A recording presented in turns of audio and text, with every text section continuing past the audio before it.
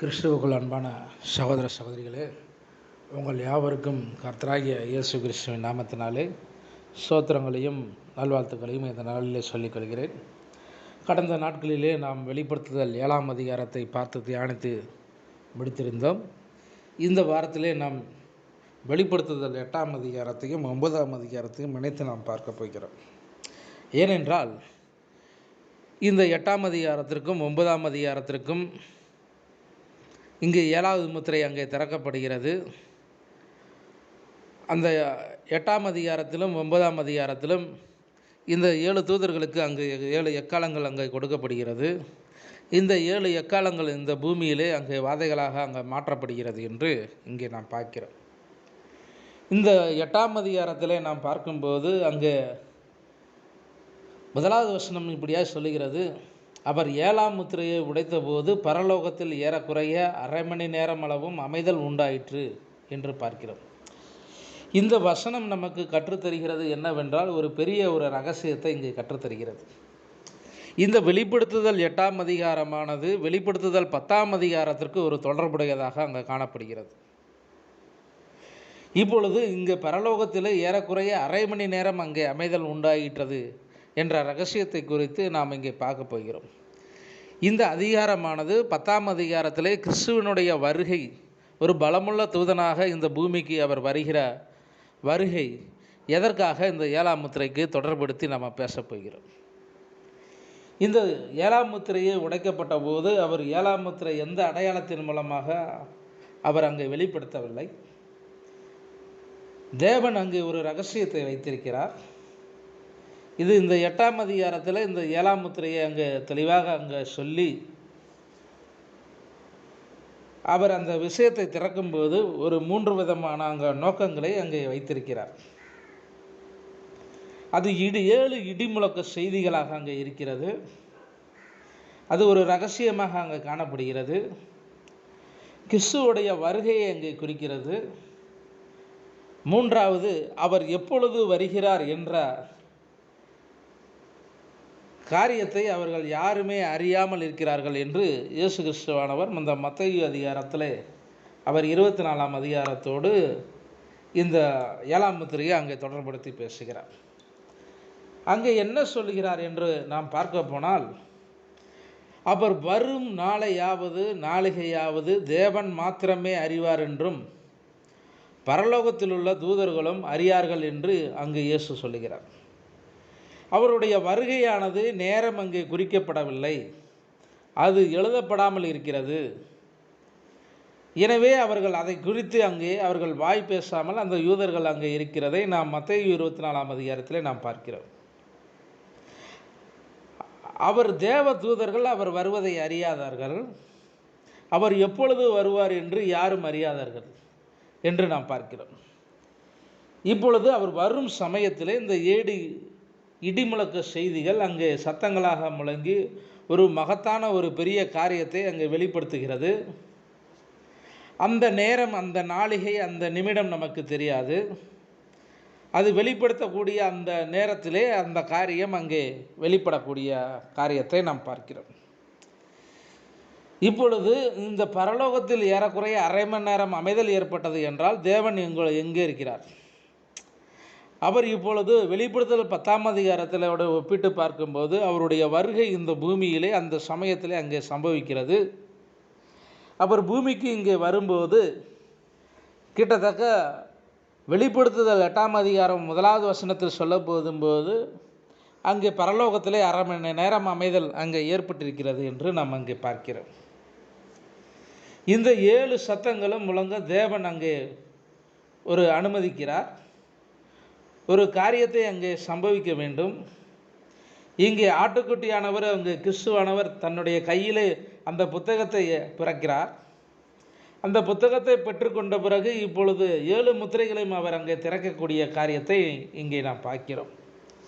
இந்த 7 முத்திரை நமக்கு என்ன செய்யப்படுகிறது என்றால், அவருடைய பூமி, கிறிஸ்துவனுடைய வருகை இந்த பூமிக்கு வருகிறது. 2வது, அவருடைய வருகையும் நாளிகையும் சமயத்தையும் யாரும் அறியாத இருக்கிறார்கள். இப்பொழுது 7 இடிமுழக்க சத்தங்கள் அங்கே ஒன்றன் பின்னாக ஒன்று புறப்பட்டு வருகிறது. இங்கு 7 தூதர்களுக்கு ஒரு 7 எக்காலங்கள் அங்கே கொடுக்கப்படுகிறது என்று நாம் இங்கே பார்க்கிறோம். சரியாக இந்த செய்தியை நாம் பார்க்கும்போது இங்கே 3 விதமான நோக்கங்கள் அங்கே நிறைவு செய்யப்படுகிறது. தேவனுடைய வார்த்தை அங்கே வெளிப்படுகிறது. இதையெல்லாம் நாம் அங்கே பார்க்கிறோம். இந்த 7ஆம் முத்திரையுடைய தொடர்பு அங்கே என்ன என்று பார்த்தால், இந்த 6 முத்திரைகளுக்கும் 7 முத்திரைகளுக்கும் இடையே அங்கே ஒரு இடைவெளி அங்கே காணப்படுகிறது. அந்த இடைவெளியானது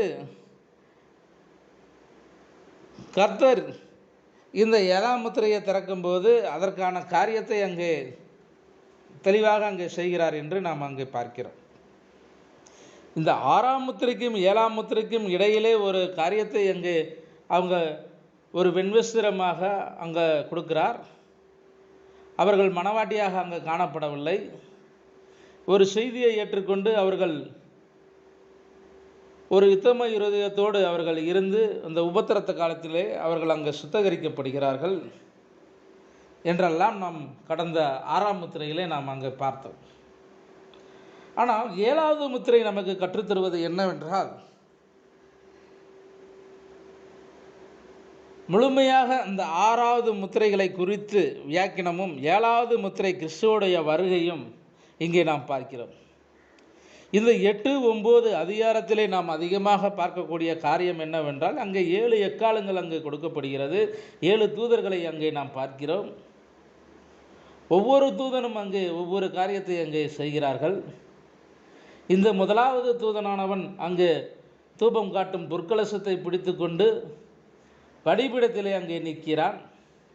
சிங்காசனத்திற்கு முன்பாக இருந்த பொற்பீடத்தின் மேலே சகல பரிசுத்தவான்களுடைய ஜபங்களையும் செலுத்தும்படி ஒரு மிகுந்த தூப வர்க்கம் அவனுக்கு கொடுக்கப்படுகிறது.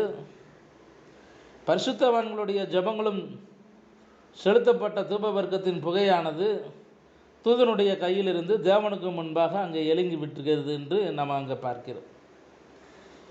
அந்த தூதன் ஒரு தூப கலசத்தை எடுத்து பலிபீடத்தில் இருக்கிற நெளிப்பை நிரப்பி பூமியிலே கொட்டும்போது சத்தங்களும் இடி முழக்கங்களும் மின்னல்களும் அங்கே ஏற்படுகிறது என்று இந்த வாதைகளை குறித்து நாம் அங்கே ஒன்றன் பின் ஒன்றாக அங்கே பார்த்து இங்கே 7வது வாதை வரை 7வது எக்காலம் வரை நாம் அங்கே பார்க்கிறோம். இங்கே சொல்லப்பட்ட ஒவ்வொரு காரியமும் அங்கே 7ஆம் முத்திரைக்கு பின்பாக ஆண்டவர் அங்கே 7 எக்காலங்களை அங்கே கொடுக்கிறார். இந்த 7 எக்காலங்களும் ஒவ்வொரு காலத்திற்கும் ஏற்றபடி அந்த தூதனின் மூலமாக அங்கே ஊதப்படுகிறது. அது ஒவ்வொரு வாதையும் அங்கே நிறைவேற்றப்படுகிறது. அந்த வாதைகள் வருவதற்கு முன்பாக அவர்களுக்கு மனம் திரும்புவதற்கு ஒரு சந்தர்ப்பத்தை ஆண்டவர் அங்கே கொடுக்கிறார். அந்த ஜனங்கள் வெள்ளி, செம்பு, கல், மரம் போன்றவைகளால் செய்யப்பட்ட கண்கள் காது கேட்க மாட்டாதவைகளாக இருக்கக்கூடிய அந்த விக்கிரகங்களை அங்கே வணங்குகிறார்கள். தங்களின் கிரியையில் விட்டு அவர்கள் மனம் திரும்பாமல் அங்கே இருக்கிறார்கள். தங்கள் கொலைபாதங்களையும் தங்கள் சூடியங்களையும் தங்கள் வேசித்தனங்களையும் தங்கள் களவுகளையும் விட்டு அங்கே மனம் திரும்பாமல் அங்கே இருக்கும்போது அங்கே இறுதியாக இப்பொழுது அந்த எக்காலமானது அங்கு ஊதப்பட்டு அங்கு வாதையானது அங்கு ஊற்றப்பட போகிறது என்று இந்த வசனத்திலே இந்த அதிகாரத்திலே நாம் கடைசியிலே நாம் படிக்கிறோம். இந்த 10ஆம் அதிகாரம் இதை இப்பொழுது தொடர்பு படுத்தி அங்கு சொல்லப் போகிறது.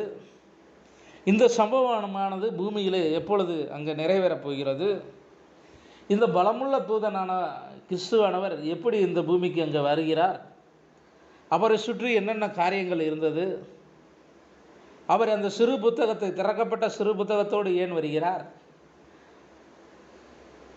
தன்னுடைய பாதத்தை அவர் எதன் மேலே அங்கே வைக்கிறார், அவருடைய சத்தம் எப்படியாய் அங்கே இருக்கிறது, அந்த 7 இடிமுழக்கங்களின் சத்தங்கள் பின்னிட்டு இவரோடு எப்படி பேசப் போகிறது, இந்த இடிமுழக்கின் சத்தத்தை எதற்காக இந்த யோவான்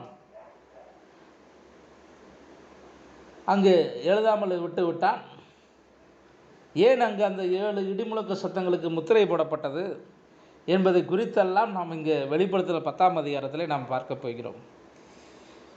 இந்த 7ஆம் முத்திரை என்பது கிறிஸ்துவனுடைய பூமிக்கான ஒரு வருகை.